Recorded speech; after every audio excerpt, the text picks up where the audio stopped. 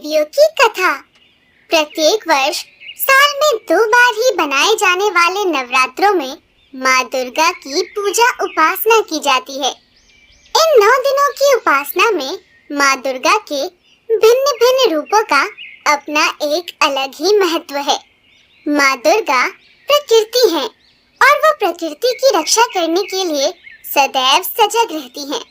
माँ ने अनेक रूपों में अवतार लिए। माँ के 9 रूपों की उपासना भक्तगण पूरी भक्ति के साथ करते हैं और माँ दुर्गा के प्रत्येक रूप के पीछे धार्मिक, सामाजिक और सांस्कृतिक महत्व है। आइए पहली नवरात्रि में पूजे जाने वाली माँ शैलपुत्री के बारे में विस्तार से जानते हैं। माँ दुर्गा का सर्वप्रथम रूप शैलपुत्री है। हिमालयन के यहाँ पुत्री के रूप में जन्म लेने पर उनका नाम सती पड़ा। एक बार की बात है, सती का विवाह भगवान शिव के साथ हो चुका था, किंतु इस विवाह से प्रजापति बिल्कुल भी प्रसन्न नहीं थे और उन्होंने अपने भवन में एक बड़े यज्ञ का आयोजन किया। स्वामी, आपने सब देवी देवताओं, गंधर्व, अपनी पुत्री, अपनी जमाताओं सबको इस यज्ञ में शामिल होने का न्योता दिया है, किंतु स्वामी आप भूल रहे हैं कि आपने महादेव और सती को इस यज्ञ में नहीं बुलाया। कौन महादेव? वो जो हर समय मरे हुए लोगों की भस्म से अपने शरीर को रंगते हैं, जिनके इर्द गिर्द दैत्य और गणों का जमावड़ा रहता है। उस पुत्री को निमंत्रण दूं जिसने अपने लिए एक ऐसे वर की इच्छा की है। मैं इस महायज्ञ में ऐसे किसी भी साधु को आमंत्रित नहीं करूंगा जिसके माता पिता तक का नाम भी ना पता हो। किंतु स्वामी, ये तो आप अपनी पुत्री के साथ अन्याय करेंगे। अगर अन्याय है तो अन्याय ही सही, लेकिन मैं महादेव और सती को अपने महायज्ञ में आमंत्रित नहीं करूंगा। प्रजापति महायज्ञ की तैयारी कर रहे थे और जैसे ही ये सूचना माँ सती को मिलती है तो वो महादेव से बोलती हैं। महादेव, स्वामी, क्या आपको पता है कि पिताजी ने महायज्ञ का आयोजन किया है और उसमें सभी देवी देवतागण, विष्णु, ब्रह्मा, मेरी बहनों तक को बुलाया है। चले स्वामी, हम भी चलते हैं। इस बहाने से मैं अपनी बहनों और माता से मिल लूंगी। माँ सती की बात सुनकर महादेव मुस्कुराने लगते हैं। स्वामी, आप यहाँ मंद मंद मुस्कुरा रहे हैं। आप मेरी मन की व्यथा नहीं समझ रहे हैं। पिताश्री ने इतने बड़े यज्ञ का आयोजन किया है, हमें वहाँ जाना चाहिए। प्रिय, ये अच्छी बात है कि आपके पिताजी ने एक महायज्ञ का आयोजन किया है तथा सभी को आमंत्रित किया है, किंतु सती, तुम भूल रही हो कि उन्होंने हमें आमंत्रित नहीं किया है और बिना किसी के निमंत्रण के जाना सभ्य नहीं होता। आप भी कैसी बातें कर रहे हैं महादेव? भला एक पिता अपनी पुत्री को निमंत्रण पत्र क्यों देगा? ये तो पुत्री का कर्तव्य है कि अगर उसके मायके में कुछ हो रहा है तो वो बिन बुलाए चली जाए। नहीं प्रिय, ये बिल्कुल अनुचित है। माना वो तुम्हारे पिता हैं और तुम उनकी पुत्री हो, किंतु तुम अब विवाहित हो। तुम्हारा विवाह मेरे साथ हुआ है। मैं ये नहीं कहता कि प्रजापति मुझे आकर निमंत्रण दें, लेकिन अगर उन्हें तुम्हें बुलाना होता तो वो तुम्हें निमंत्रण अवश्य देते। इसीलिए हम दोनों का वहां जाना उचित ना होगा। किंतु माँ सती ये जानने के बाद कि उनके पिता प्रजापति ने यज्ञ का आयोजन किया है तथा सभी को आमंत्रित किया है, अपने आप को रोक नहीं पाती। वो महादेव से आज्ञा लेकर अपने पिता के यहाँ जाती हैं। पिताजी, आपने इतने बड़े यज्ञ का आयोजन किया और अपनी पुत्री को नहीं बुलाया। मैंने जिन जिन लोगों को आमंत्रित करना था उन सब को आमंत्रित कर लिया है, और वैसे तुम बगैर निमंत्रण के यहाँ आई हो। आप अब ऐसा तो मत कहिए। सती कितने दिल से आई है। आओ पुत्री, तुम्हारा स्वागत है। महादेव नहीं आए? माँ, मुझे जैसे ही पता चला महायज्ञ हो रहा है, मैं यहाँ आ गई। मैंने महादेव से कहा था, किंतु उन्होंने कहा कि बगैर निमंत्रण किसी के यहाँ नहीं जाना चाहिए। सती, तुमसे समझदार तो तुम्हारा वो पति ठहरा। शमशान की राख को शरीर पर लपेट कर रहने वाले का मेरे यज्ञ में कोई स्थान नहीं है। पिताजी, आपको जो कहना है मुझे कह लीजिए, लेकिन महादेव के बारे में अन्यथा कोई भी अपशब्द मत बोलिए। क्यों ना कहूँ? क्या वो इस यज्ञ में आने के योग्य है? भूत पिशाचों के बीच में रहता है, घर तक नहीं है उसके पास। मुझे तो तुम्हें भी इस हालत में देखकर आश्चर्य होता है।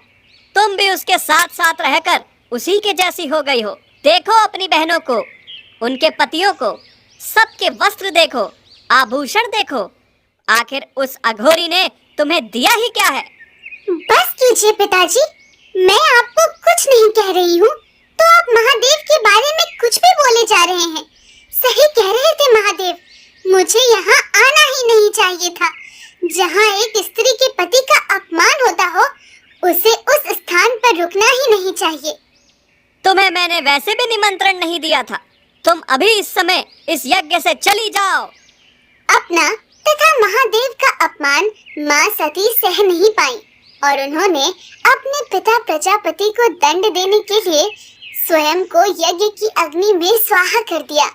उन्हें ऐसा करते देख उनकी बहन और माता चित्कार उठी और उधर महादेव को जैसे ही आभास होता है कि शैलपुत्री अग्निकुंड में स्वाहा हो रही हैं, वो क्रोधित होकर महाराज प्रजापति के यहाँ उपस्थित होते हैं। सती के जलते हुए शरीर को देखकर भगवान शिव दारुण दुखी से दुखी हो उस यज्ञ को ध्वस्त कर देते हैं और माँ सती के जलते हुए शरीर को हाथों में उठाकर दुखी मन से वहां से चल देते हैं।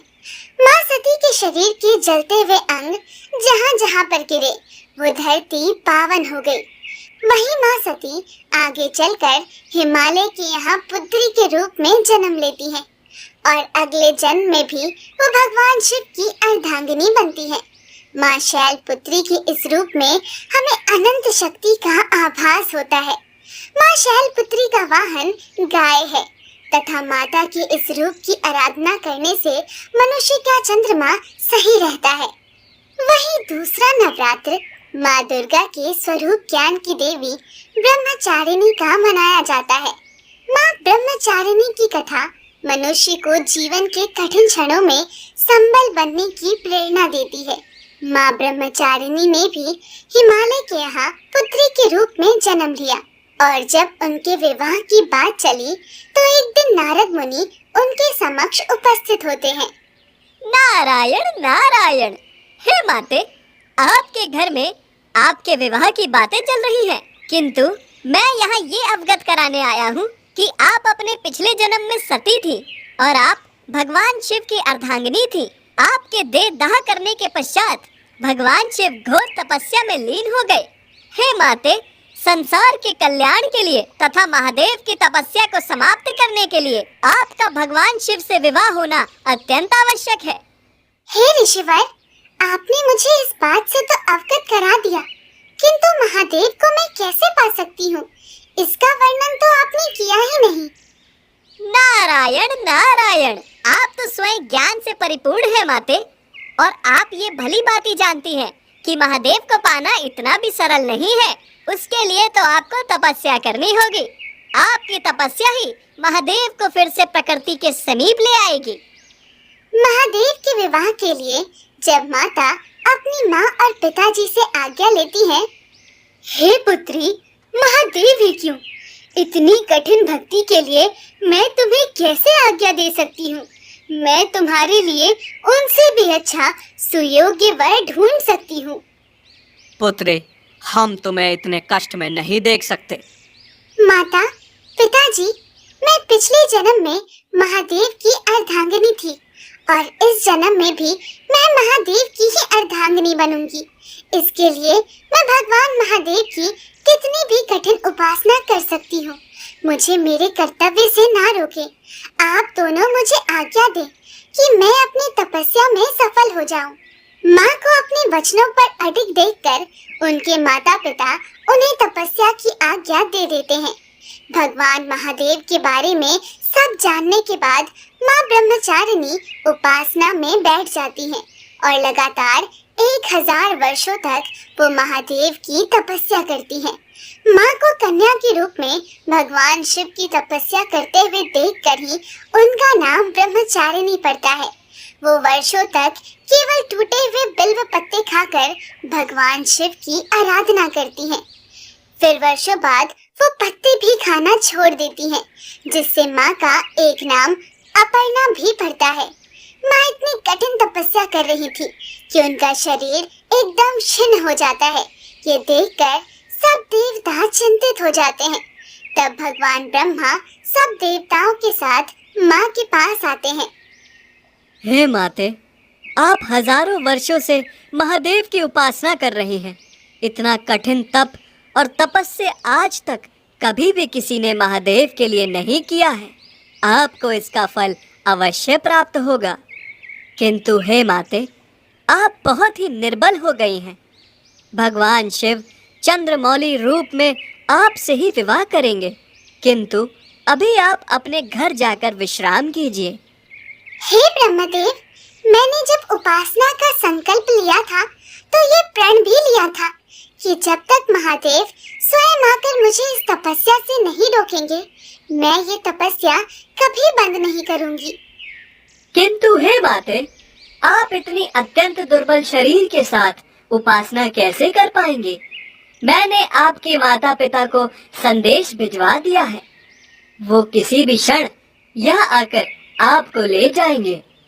मैं तब तक अपने घर नहीं जाऊंगी जब तक महादेव स्वयं आकर मुझे दर्शन नहीं दे देते। माँ अपने माता पिता को भी यही बोलती हैं तथा उन्हें वहाँ से चले जाने को कहती हैं। फिर वो वर्षों तक भगवान शिव की इसी तरह ही उपासना करती रही और एक दिन भगवान शिव उन पर प्रसन्न हो जाते हैं। हजारों वर्षों से तुम्हारी कठिन तपस्या ने मुझे विवश कर दिया है कि मैं स्वयं तुम्हारे सामने उपस्थित हूँ।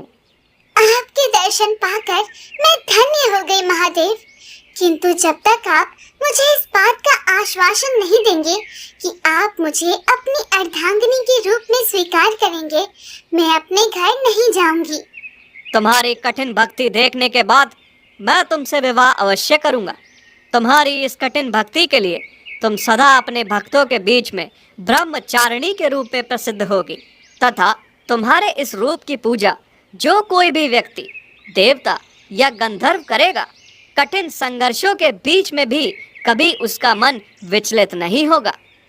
भगवान शिव के दर्शन देने पर तथा सभी देवी देवता भी उस समय वहां उपस्थित हो जाते हैं और भगवान शिव से आग्रह करते हैं कि वो जल्द से जल्द माँ से विवाह कर पृथ्वी पर हो रहे अत्याचारों को समाप्त करें।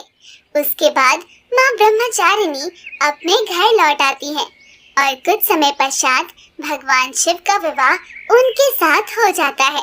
माँ के हर रूप की अपनी एक अलग ही महिमा है। वो हमें कठिन से कठिन समय पर विचलित न होने का संदेश देती हैं तथा अपने कर्म को सर्वोपरि रखने का उद्देश्य भी देती हैं। और जो भक्त माता का स्मरण दिल से करता है, उसकी सभी मनोकामनाएं पूर्ण हो जाती हैं।